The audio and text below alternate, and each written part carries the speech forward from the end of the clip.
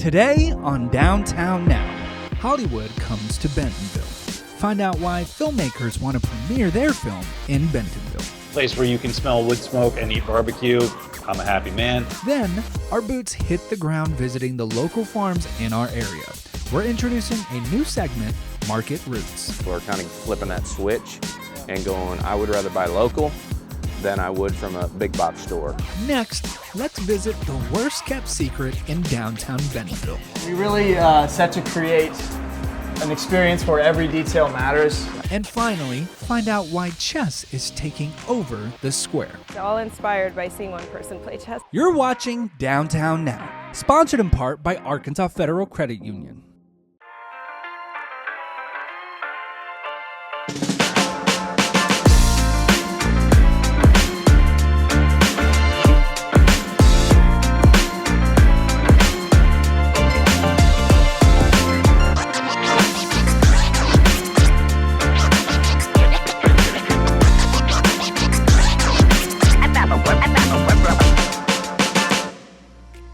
Howdy, folks. That's Dana. I am Aaron. Welcome to the Bentonville Farmers Market. That is not a cowboy hat, and it's not anything a farmer would wear either. Good news is we wear a lot of hats here at Downtown Bentonville Incorporated. In addition to producing this show, we also produce the Bentonville Farmers Market that each and every Saturday welcomes more than 100 local farmers and vendors to the square. Something you may not know, our farmers market team, Dylan Taylor and Katie Elliott, go on farm visits and visit each of these vendors. We're going to show you that behind the scenes in our new segment called Market Roots. Take a look. Hey everybody, this is Dylan with the Bentonville Farmers Market, and we are out here at Ozark Acre Farms with Chris, who raises pigs and chickens. We're just going to learn a little bit about what he does out here, his farm, how long he's been out here, and his participation in the market.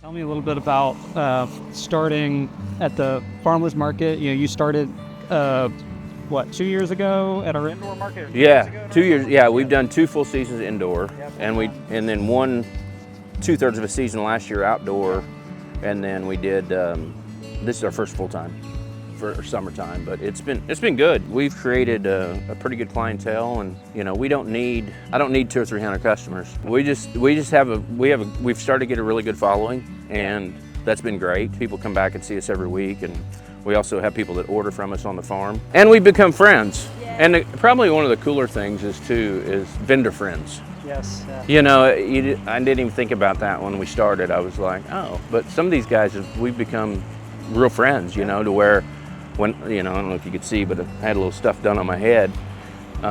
People called me. So the food truck who cut the cheese, Rick and Kathy, reached out to me. Tommy from Deserve Chocolate, and Mike and Cindy from the skincare people, all reached out to me to ask me how I was doing. Just texted me, say, hey, how you doing? And you know, I feel like if I needed something, I could call any of those people, and they would come and run. You know. I know visiting your website, you do some organic and regenerative practices. So tell me a little bit about that, what that looks like. So I just moved these guys into this shelter today. They're on grass inside, but once I get them all moved in here tonight, I will have to put wood chips down tomorrow to cover their poo. And that's part of the regenerative stuff that we have. You can see the last 2 spots that we've had back here. We just continually build that up. We don't want those chickens living on their own mess. We just don't. And so every 2 to 3 days, I just put a little thin layer down, and we just build that up. And then once they're done, I clean that out, and we take and compost it. Nice. And then we spread that out on the fields. Like I'll replant that. Once I've got that all cleaned up, and probably this fall we'll replant that, so I've got fresh grass coming back in for next season. We deal with all the elements: the rain, the heat, the cold, the hawks. And the predators. So I mean, it's every season is a different challenge. I tell you what we're seeing too a lot, and we're getting a lot of comments on, is the quality of the product from locally raised and pasture raised product. Seeing a lot of that where people are kind of flipping that switch and going, I would rather buy local than I would from a big box store. For us as farmers, we appreciate that. Yeah. And what's really cool is when people actually thank you for doing what you do. Oh yeah. Because a lot of people don't realize how hard a work it is. Oh yeah. And they actually go, I really appreciate what you do. And I'm like, thank you. Almost brings me to tears sometimes, but you know.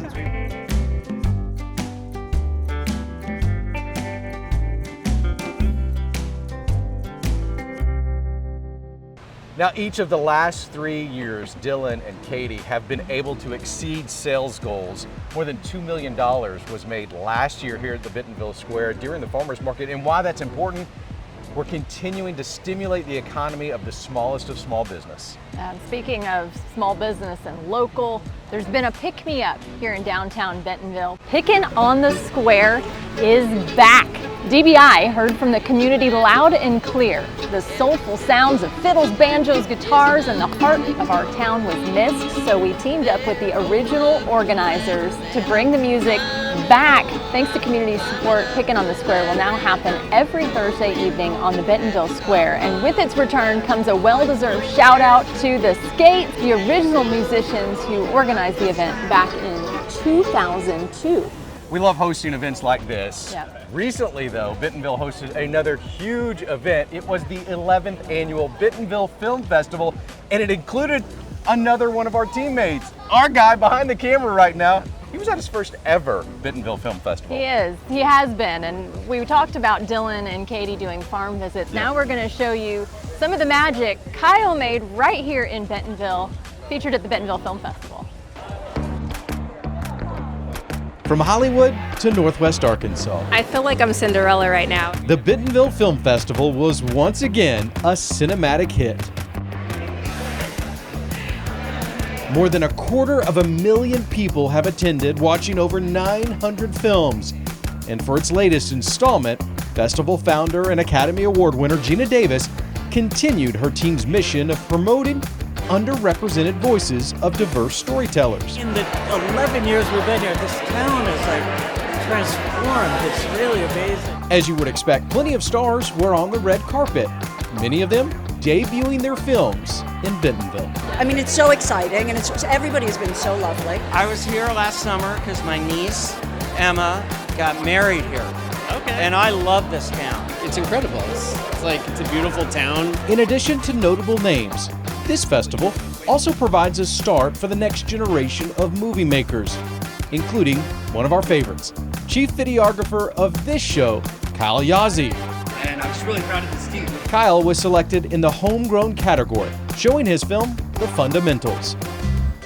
First, let's start with the bank shot, immortalized by Mr. Fundamental himself. This movie is a love letter to basketball, a short film that not only inspired the crowds, but also proved that passion doesn't have a price. We've been on record talking about we made our short film for $500. And I think when you see the fundamentals, there's passion, there's pride behind it. And yes, Kyle and his team are already working towards their second film, and maybe an appearance in the 12th annual Bentonville Film Festival in 2026. All right, Dana, I'm about to reveal a secret right here on camera. I know the coolest bar that you could possibly go to in Bentonville. Yeah, you and everyone else in town What are you knows talking that about? secret. It's actually the worst kept secret in Bentonville, but we're going to take you to Callisto. It's awesome, and that's our Bentonville Bites.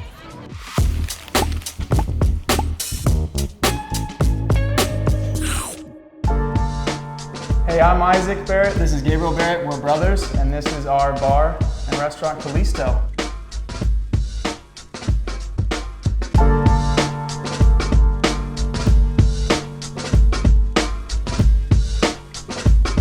Gabriel, thank you. Cheers. Absolutely.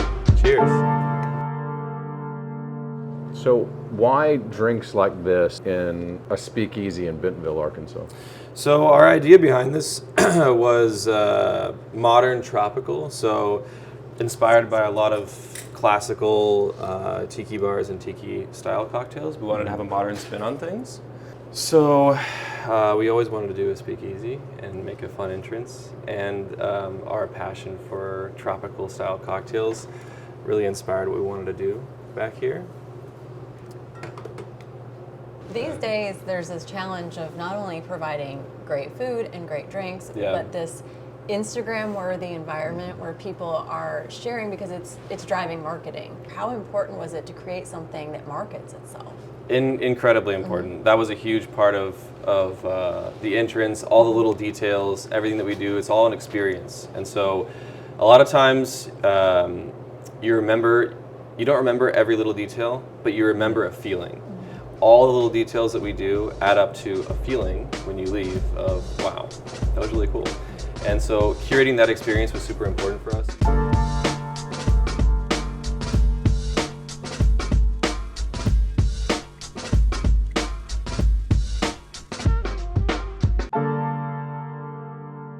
And then we really set to create an experience where every detail matters. Whether it's the bamboo finishes on here, the plants in the ceilings, the leather finished countertops to make it feel like lava rock. We really want it to all tie together and create that tropical environment. All right, Alex, let's clear the air. Okay. I've had a lot of people ask, Callisto, how are we saying this amazing new speakeasy? I say Callisto. Callisto. Oh, yeah. Okay. Just put a little flair on the accent, you know, just like Callisto. Okay, Callisto. That's All all I right. say, yeah. Awesome. So what was the inspiration behind this? I mean, did you have to mirror the theme of what the bar wanted to be? Yes, so it's like they wanted my skill set for like just kind of Southeast Asian food mixed with kind of like tropical Polynesian style cuisine, I guess. Mm-hmm. So yeah, that was basically my inspiration and just things I've learned over the years. When we first started, Gabe would make R&D cocktails, and then I would just make things around it to make them like want to keep drinking. So like my idea was to make more sales. Yep. So it was like make this dish a little more salty, and they can tell them like, hey, it pairs better with this dish, you know. And so that's how we got the combinations together, because Gabe and I R&D for hours and hours. So. And then kind of my favorite piece in here, really the center point of Callisto, is this amazing tree. So this artist actually created the whole thing out of steel, and it really ties the room together, anchors it. And if you sit here, you get to sit under it, and then feel like you're outside in the nature, in the environment, right here at home. How do you eat this? With a fork? Are you team I fork, pick or? it up. Okay. That's what I do. But you can I'm eat it however you like. I'm trying to be cultured here. Alex, Dana, you got it? Yeah. All right, before we go, we do this every time. Kyle, jump in here, grab you a bite. This is normal. Maybe not this one. This one is mine. Where am I going to come in? It doesn't matter. Whichever one. Here, come right in the middle. Here, I'll give you this knife. There you go. Where are you at? I'm right over here. All right. There you go. Dive in. Oh, thank you so much. There we go. I appreciate y'all. Yeah. Callisto, thank you so much. Thank you so much. Appreciate I you. appreciate it. Thanks. Callisto is certainly a place all its own right here in downtown Bentonville. After the break, we are going back to the film festival for our downtown conversation. But first, the soothing sounds of Ashton Barbary.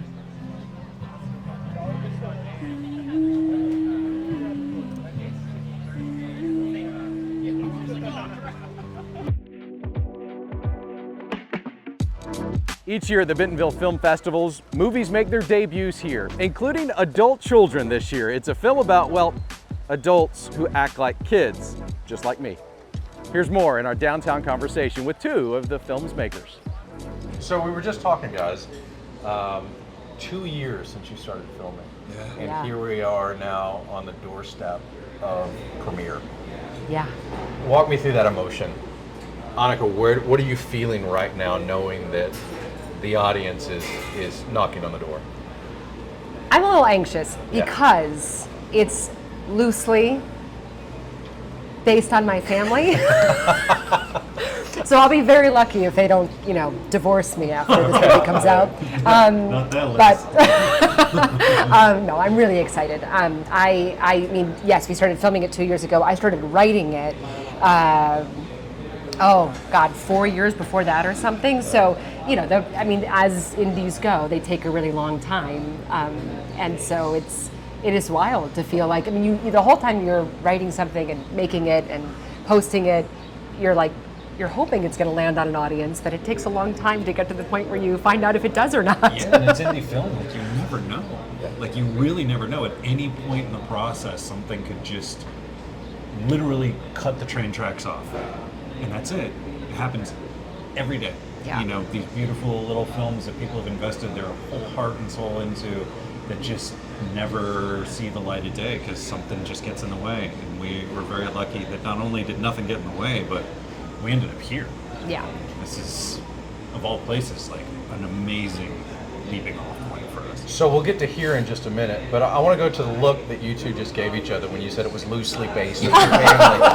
As an actor, Tommy, as an actor, when you know that there's some responsibility here based on the true story, what do you feel at that? And those 21 days or 22 days of filming, is it fun? Is it a burden? Oh man, it's the best. Well, see, Ani and I have been friends for a very, very long time, and I actually know her family really well. So, and to be clear, I wrote this role for Tommy, Okay. so he was involved in this from the very beginning. So there is definitely a sense of responsibility, but also there is like a real sort of like tongue-in-cheek joy I think that we all take with it, where it's like they know that they're in safe hands. I know that who they are. You know what I mean? Like, but it's also, this is not, to be clear, autobiographical. It is. There are pieces and bits that are close. Yeah. You know. They're uncomfortably close, but it's not autobiographical, and it's really about love. This is a movie about a family that really loves each other. Well, so here's it's the thing, dysfunctional and messy, but it can be autobiographical for pretty much any family in which there are siblings. That's exactly what I took out of that. Yeah. That adult children, the name of the film, I feel like I will be an adult child for the rest of my life. That's right. But you guys dive into subjects that are so deep, whether it's half sisters and half brothers, the possibility of drugs being in the family. At what point were you like, okay, this is everybody. This isn't just my family or your family or our family. Yeah. It can be anybody and everybody at the same time.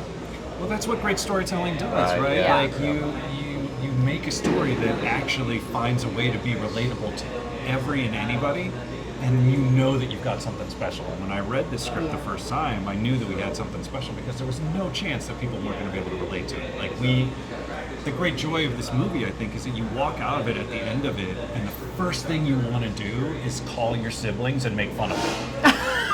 I expected you to say, call your siblings and say, I love you, okay.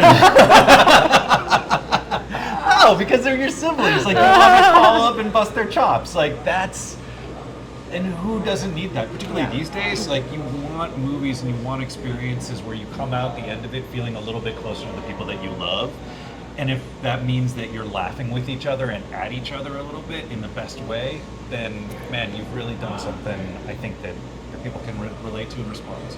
I agree, and I also think, like, the more specific you make something, the more relatable it is. And there's a really wonderful kind of lesson in that, in like the making of the movie and the watching of the movie, right? It is a time when people should be brought together more often, and there's something really wonderful about realizing you put your truth on a page, on screen, and people relate to it because we share a lot of these truths, and that's a really wonderful thing to remember. All right, so let's talk about Bentonville, Arkansas, and I purposely shut down our conversation before the camera started rolling.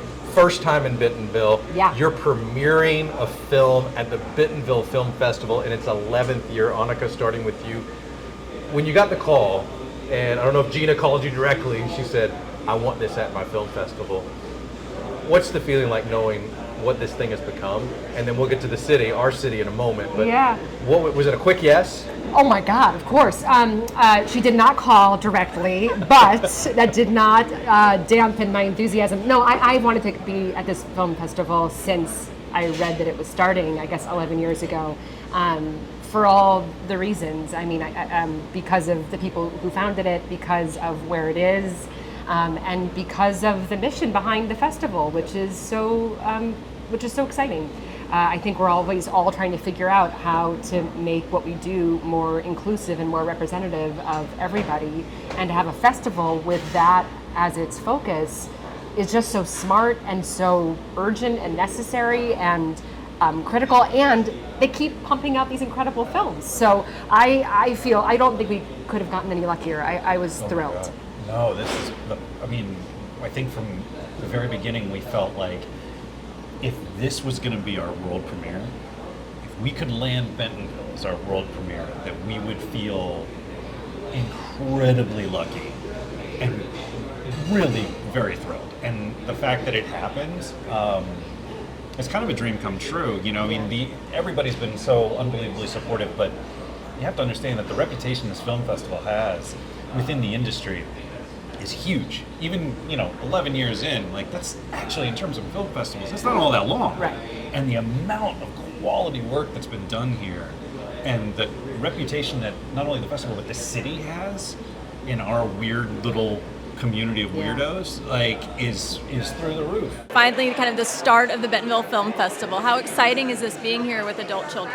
It's so exciting. We're so honored. I think like Tommy said earlier, it really does feel like a dream come true. We're so excited to be part of this. Yeah, this is a really special place, and it's a really special place to launch a journey, which I sort of feel like in some ways, adult children, it's come full circle and is only just getting started, and this is like the perfect place to have that transition happen. Yeah. And so to be able to get to come here, hang out with everybody, and get to meet this town in this region, it's really cool. All right, let's go to that meet this town. Perception versus reality. Yeah. Obviously, the film festival has great backing. You know all about it. What did you expect when you came to the city of Bentonville, and what has the city proven to you that maybe exceeded those expectations? All right, well, you start because you've been here longer than I have. I'm just exploring. You start. So I grew up in College Station, Texas. Yep. So I am not unfamiliar from the old Southwest Conference days. I am not unfamiliar with Fayetteville and the region. Can't say a word about the Aggies. I will not say a word. Woo pig suey, Tommy. Listen, I'm not an Aggie. Okay, all right. When you old boys would come to town, let's just say there was a certain kind of maroon that was being worn in my house, and it maybe wasn't necessarily that one that was local. I'm just gonna say. But I have been familiar with the region for a minute, so I half expected a little bit of what College Station is when I came into town. I've been totally blown away. First of all, by how much has been invested. You can see how much has been invested by the community in the community. And that's not something that I want to say, like, it's not rare that people care about the towns that they live in. Obviously, people all care about the towns that they live in. But to see people invest in like a vibrant community like this that is so explosive. I mean, you can see the growth, you can feel it, and that's so exciting to be on the ground in a place like that.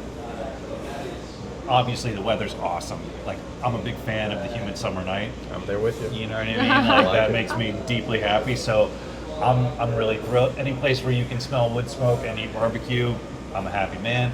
So, from landing and driving in, I was like, oh yeah, I'm gonna do well here for a week. And then to have like the extraordinary arts and culture that is just, blooming up out of the ground everywhere you look, not to mention like all the cool bikes that you see. Great. all right. I'm going to go to the museum. I know. I was going to say that I've always wanted to visit Bentonville. I mean, it was a hope for the festival, but even if I hadn't, I wanted to come see the museum. So I agree with Tommy. I think to find a place that feels like quaint and southern and all the things you might expect, plus have all of this art like teeming under the surface. I think it's an incredibly special thing. So I think we feel very lucky, very excited. We get the whole week here, get to explore all the restaurants, and we're excited. I also just appreciate a place where there's like arts and culture where people still have their feet on the ground. Exactly. You know what I mean? Like you can still feel, because my wife and I live in upstate New York, and we have a farm, that we work, and you can still sort of, if not literally see, but still feel like the dirt under the fingernails, and that means a lot to me as an artist when you're coming to a place and you're getting to communicate with folks who are still doing the damn work and appreciate it. Like, that's what we do as an artist. Hopefully, like, we want to talk to those folks, because if not, you're just sort of like in this weird sort of echo chamber, and who needs that? And frankly, it gets a little boring. Like, these are the people that I find so much more relatable and so much more interesting, and the people that I have much more fascinating conversations with. And it's just cool to be here where, like, yeah, you're talking big stuff to people who've got their feet on the ground. It's a great feeling. So before you leave, we mentioned it a little bit off camera, you got to visit the Bentonville Farmers Market. Outside of this program, we also produce the Bentonville Farmers Market. So stop by there. As we wrap up, people that may want a mass release of adult children, when are they going to get it? How can they consume this if they can't come to a film festival? I mean, We'll see. I mean, I know that this festival has a virtual component, so that is something worth looking into because there is some virtual piece to it. The next festival we're going to is in Galway, so I doubt people in Bentonville are going to be in Galway. That's very far away, but you know, I mean, how committed are you? And we might be after this interview, boys and girls. We might be. And then, you know, that also I think has a virtual component. Yeah. One of the nice things that came out of COVID, I mean, it was very sad to have festivals that were all virtual, but I think most festivals have held on to some bit of that virtual piece, which is really nice that you could say, all right, I can't be there in person, but I want to see this slate of films. And then hopefully, relatively soon, we'll actually have a distribution deal and we'll be able to share that news, and hopefully you can share that news with people who watch this program. We certainly will. Okay. Annika, Tommy, thank you so much. Thanks, man. Thank you. Taking the time. Awesome. What a great conversation with Tommy and Annika. Hopefully Adult Children does great as it continues to move across the circuits in the United States and the world. After the break, we're going to introduce you to a brand new event right here in downtown Bentonville. It is Chess Night.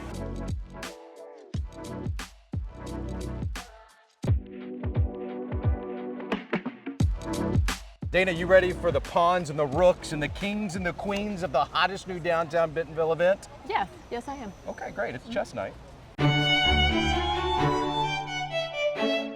We've seen a lot of success with Chess Club. It's been a really fun event to come to and kind of a great weekly reset. You got the smile. I saw a guy, his name is Matt. I saw him play on the square several times, especially at the farmer's market. And I just kept seeing like loads of people stopping by and sitting down and playing him. So it seemed like, oh, this is something that everyone kind of enjoys doing. I was actually shocked when he said there wasn't too much of a chess scene in Bentonville, so I was hoping to kind of fill that gap and do like a free chess event weekly, and it's been great. Is this your first time at Chess Club? And what would you say your skill level is? But yeah, I was all inspired by seeing one person play chess on the square.